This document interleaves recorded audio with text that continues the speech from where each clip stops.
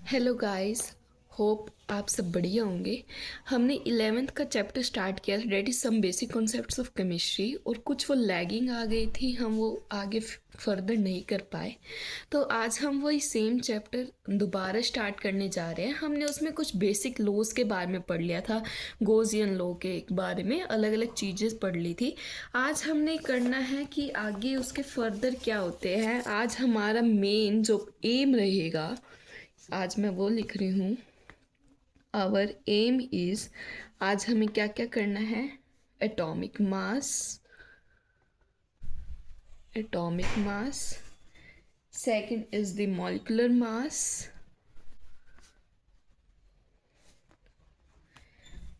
Third is the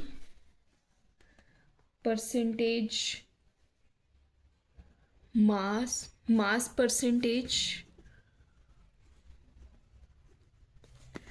fourth हमें करना है मोल।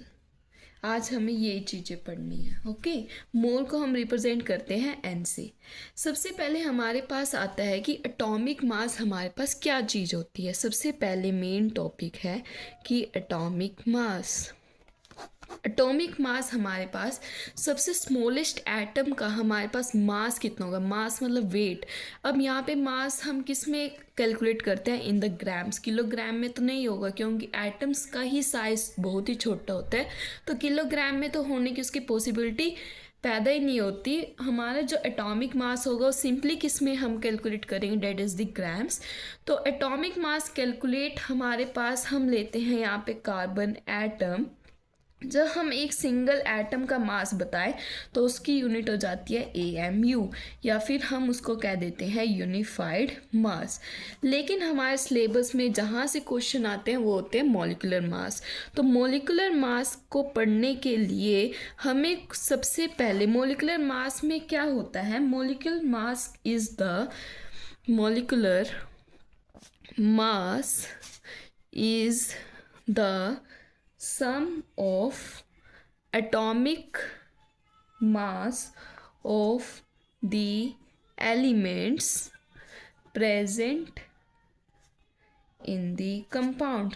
तो मॉलिकुलर एटॉमिक मास तो एक सिंगल एटम का मास हो गया, जैसे कार्बन, नाइट्रोजन। मॉलिकुलर मास क्या होता है, उन सभी एटम्स जो भी कंपाउंड में एटम्स प्रेजेंट हैं उन सभी का हम क्या करते हैं, एडिशन करते हैं। जैसे कि एग्जांपल लेती हूँ मैं, CH4। तो CH4 में हम एटॉमिक में तो बस क्या कर रहे थे, कार्बन को ऐड कर रहे थे, हाइड्रोजन का मास ले रहे थे। लेकिन मॉलिकुलर मास में क्या होगा, कार्बन का हम मास लेंगे, हाइड्रोजन का मास लेंगे, एंड देन उसको प्लस करेंगे तो हमारे पास मॉलिकुलर मास आ जाएगा। जैसे सपोज करते हैं हम, सपोज क्या, इसका मॉलिकुलर मास कितना होता है 12, इसका कितना होता है 4। तो हमारे पास जो मॉलिकुलर मास आ गया ऑफ द मीथेन वो हमारे पास कितना आया है, डेट इज 16। तो इसको जानने के लिए अब ये 12 कैसे आया, ये 4 कैसे आया, तो मेरे पास कुछ ट्रिक्स है। वो चीज़ सिर्फ और सिर्फ 20 एलिमेंट्स के लिए अप्लाई होती है, लेकिन मोस्टली हमारे सिलेबस में वही चीज़ आती है। तो हम कुछ वो एलिमेंट्स हैं उनके ऊपर कुछ फोकस कर लेते हैं। तो सबसे पहले आता है hydrogen, then helium, third is the lithium, fourth is the beryllium, fifth boron, carbon, nitrogen, oxygen, fluorine, neon, sodium, magnesium, aluminium. 14 is the silicon, 15 phosphorus, 16 sulfur, 17 chlorine, 18 argon, 19 potassium and 20 is the calcium. तो इसके लिए एक trick है कि जो odd होंगे ना, odd में हमें क्या करना है, उसका हम पहले डबल करेंगे एंड प्लस में 1 कर देंगे तो उससे हमारा मोलिकुलर मास निकलाएगा। और इवन में हमें क्या करना है, सिर्फ और सिर्फ उसका डबल करना है। आइए अब उसका एग्जांपल देखते हैं। जो मोलिकुलर मास ऑफ हाइड्रोजन है वो तो रहता है हमेशा 1 ही रहता है, उसकी एक्सेप्शन है, ये 1 ही रहेगा। जैसे अब ये 2 है, इवन है तो 2 2 ज़ा 4 हो जाएगा। लिथियम है, अब ये कितने पे है, ये हमारा ओड नंबर है, पहले डबल करें 3 2 6 एंड 1 किया तो 7।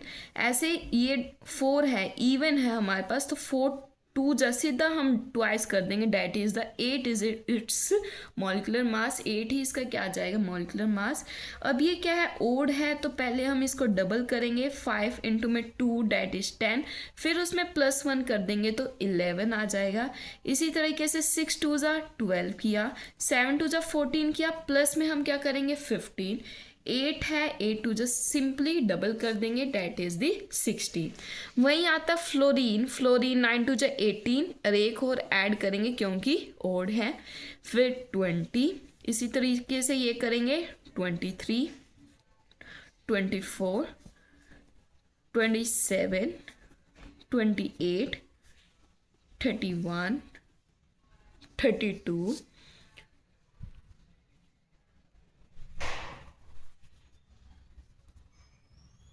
32। क्लोरीन का थोड़ा सा एक्सेप्शन केस आ जाता है, क्लोरीन का वहाँ पे मास आता है 35.5, आर्गन 38, 36, 39 एंड इसका हो जाता है 40। तो ये चीज़ें हमें याद रखनी है। उसके बाद मॉलिक्यूलर मास तो सिंपली एडअप करने से हमारे पास आ जाता है। वो कहते हैं, अब ये चीज़ हम यहाँ पे रखेंगे, अब वो कहेंगे क्वेश्चन में कि कैलकुलेट दी, ये हमारे पास एनसीईआरटी का भी क्वेश्चन है, कैलकुलेट दी मॉलिक्यूलर, उन्होंने क्या क्वेश्चन दिया है, calculate the molecular mass of CH4, H2O and one more it was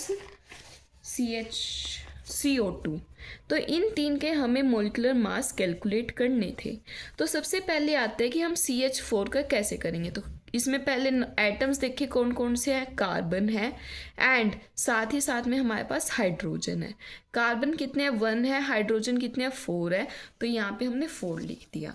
अब कार्बन का हमने मोलिकुलर मास, जो मोलिकुलर वेट था वो कितना पड़ा था, कार्बन का पड़ा था हमने 12, ये किया ना हमने, यहाँ पे किया ये 12, तो यहाँ पे लिखेंगे हम 12।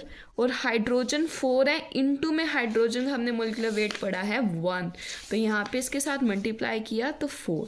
अब molecular weight calculate, molecular mass को कैलकुलेट करने के लिए हम सिंपली इसको एडअप कर देंगे और हमारे पास इसका मोलिकुलर मास आ जाएगा।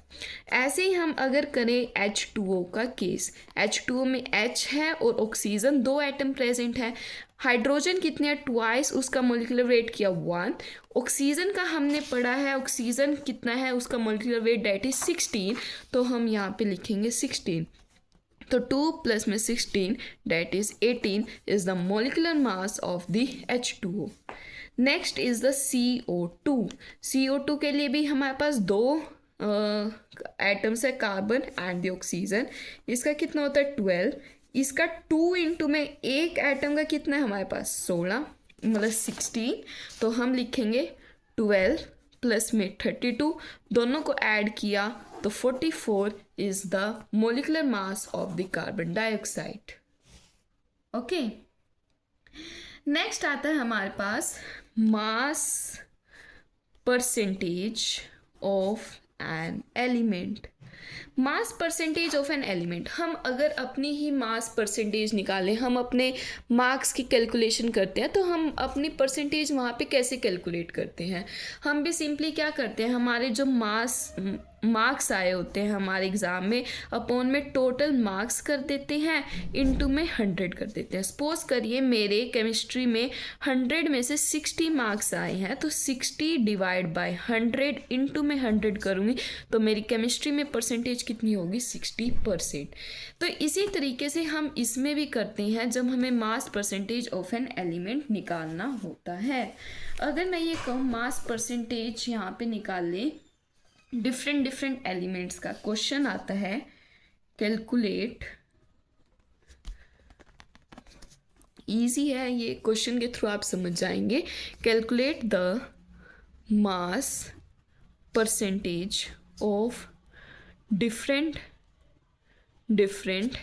atoms present in the molecule।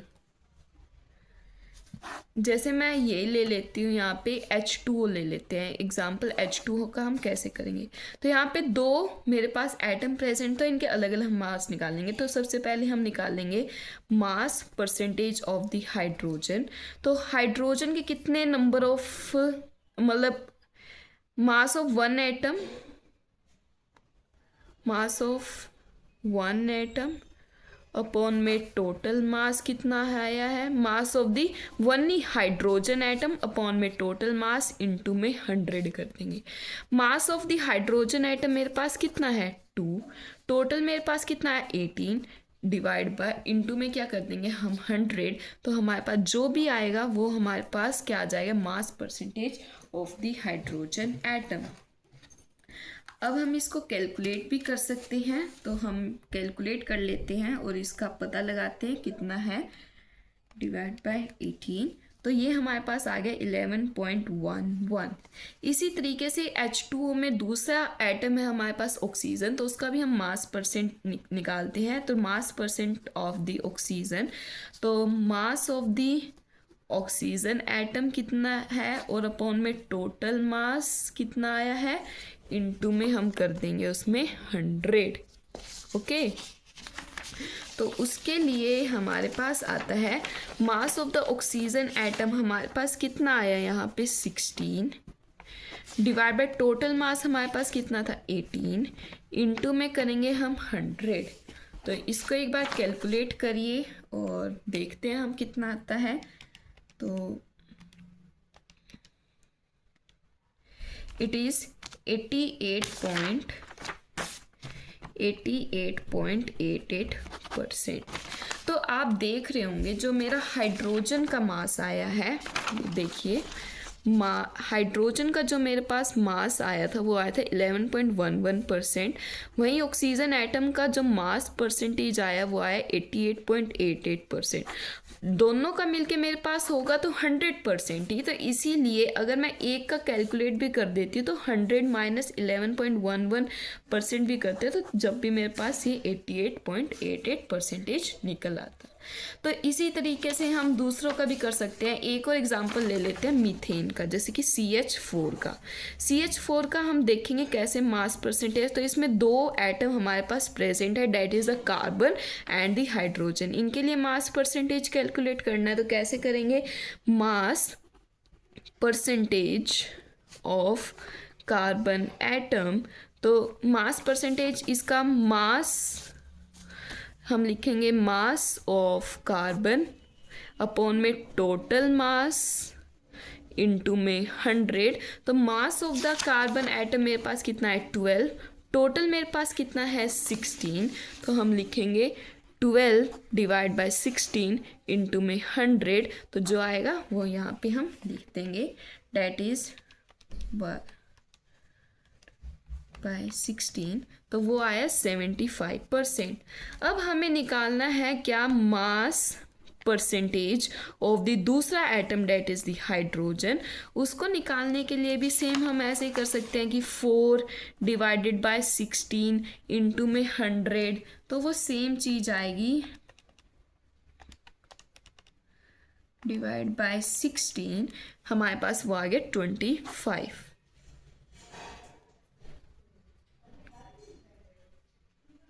तो हम अगर इन दोनों को ऐडअप करके देखें तो हमारे पास 100 ही बनता है। तो इसको कैलकुलेट करने का एक तरीका तो ये हो गया। दूसरा है, हम और करके ये लिख सकते हैं कि 100 में से अगर मैं 75 माइनस करती हूँ तो मेरे पास 25 आता है। वो भी क्या है, इस तरीके से हम हाइड्रोजन का मास परसेंटेज कैलकुलेट कर सकते हैं। लेकिन ये चीज़ अप्लाई होती है जब हमारे पास दो ही आइटम हो, मतलब दो ही आइटम प्रेजेंट है, तो इसीलिए हमने 100 माइनस 75 कर दिया। लेकिन अगर वहीं पे 3 या 4 हुए तो वहाँ पे हम सिंपली 100 में से माइनस नहीं कर सकते। 2 का निकाल के हम 100 में से माइनस करेंगे तो तीसरे का वहाँ पे आ जाएगा। जो नेक्स्ट वीडियो में चाहेंगे तो आप मैं नंबर ऑफ मोल्स के बारे में पढ़ा दूंगी, वहीं पे हम मॉलिक्यूलर वेट, मोलिकुलर वेट तो हमारे यहाँ पे कंप्लीट हो गया है। फिर हम मोलैलिटी इन सब के बारे में भी डिस्कस कर लेंगे आने वाली वीडियो में। होप सो ये क्लियर हुआ होगा। अब एनसीईआरटी के मैंने एक एग्जाम्पल आपको करवा दिया, एक क्वेश्चन करवा दिया, तो आप प्रैक्टिस करिए, आपको समझ आ जाएगा। Thank you so much.